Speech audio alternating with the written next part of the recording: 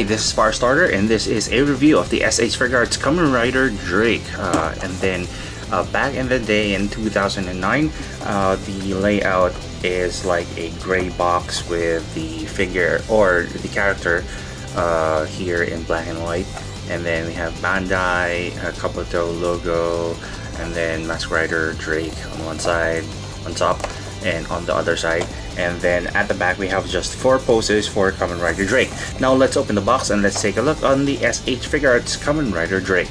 The Dragonfly rider in the form of this s.h.figuarts Kamen Rider Drake takes on a sleeker and more offensive feature of the fictional character. If it is not obvious enough, Drake sports a lot of wing accents, starting with the compound eyes to the chest that is held by a brace in between, just right above the shoulders. The rest follows a sword's mold, including the joints that hold the parts together. As what s.h.figuarts action figures had back in the day, the figure includes 4 hands and the Drake's sector formed together into his primary weapon. Old s.h.f figures have a long stem for the ball joint, showing the gap in between the hand and the forearm. Even with that, movement of the wrist is more flexible than some s.h.figuarts to date.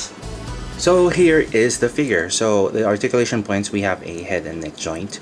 The shoulder pads from both sides go up and down too.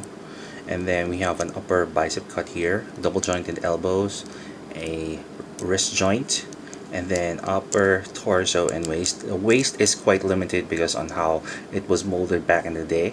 And then we have some hip joints here, double jointed knees, and a hinge over hinge of a hinge foot joint, and also a toe joint with some details underneath the feet. And the Dragonfly accent here is also seen on both sides, and they are held by a brace right here.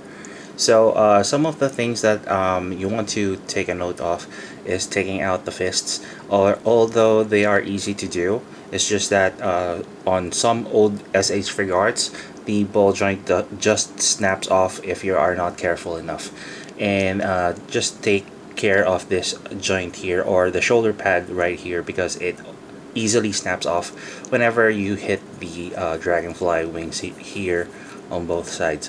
But nonetheless, even though this is an old figure, I really like it because it doesn't have any problems when it comes to posabilities or aesthetics on this figure.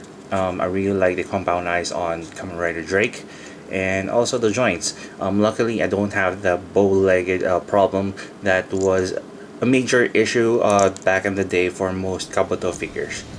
Looking at the figure, the wings seem too wide for his head compared to the stock images of the character you see online. For its articulation, I cannot argue much since it follows the same frame as other Kabuto figures. Accessories, well, that is what Bandai offered throughout the wave, and to those who had this, just let it be. To close, Drake, even with its less than accurate mold, is a decent figure, even better than recent releases that offered almost nothing of added value. Bandai should stick to the simplicity of creating action figures just like Kamen Rider Drake. And that is my review of the s.h.figuarts Kamen Rider Drake. If you want to know the posabilities and details for this figure, check out the photos at the end of the video and subscribe to my blog for the full written review. This is Firestarter. Thank you very much for watching, and keep it here for more toy reviews.